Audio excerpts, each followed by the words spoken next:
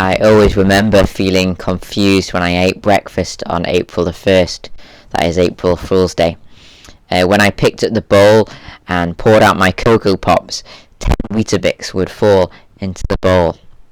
My dad, he'd swapped around the cereals in their boxes so that the right cereal was not in the right place.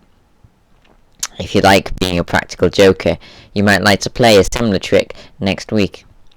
Move the frozen turkey into the sock drawer, put the tins in the kitchen cupboard under the stairs, place the bananas under your spouse's pillow, fill the cutlery drawer with fruit and veg. When you move everything from its right place, you're guaranteed to drive those that you live with absolutely insane. It's very unsettling and perplexing to have everything in your life moved or changed. And both of these things have happened on a massive scale in the last few weeks. People's office has moved to their bedroom. Local businesses have all but disappeared.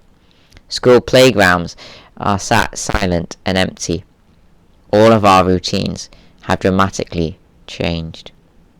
It's really unsettling and perplexing to have all these things happen around us.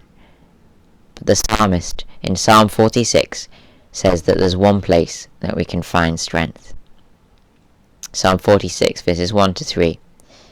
God is our refuge and strength, an ever-present help in trouble.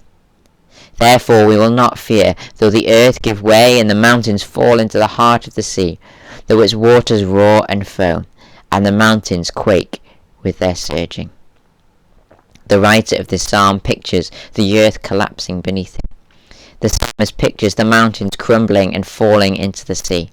He pictures the waters of the sea rising up and threatening to cross their natural borders. The psalmist pictures everything quaking and looking ready to collapse. Such earth-shattering events naturally lead to feelings of anxiety and uncertainty. But the psalmist points us to the one place we can find strength.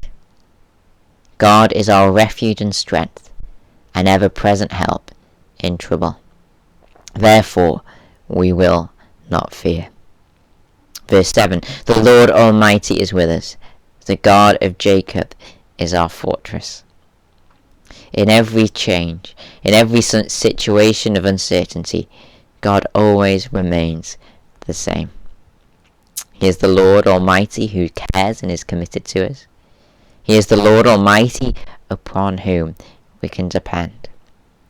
And so what does God ask of us in response to who He is? What should our response be? Verse 10 of Psalm 46 reads like this.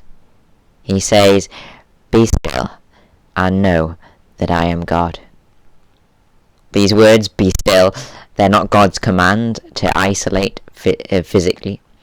These aren't God's commands to self-isolate in a physical way.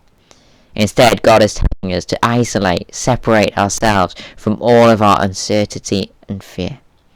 We're told to take our eyes from the unstable situation around us and remind ourselves of who He is.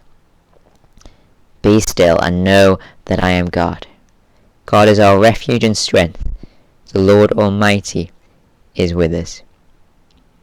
When we remind ourselves of these facts, our whole perspective on our situation begins to change.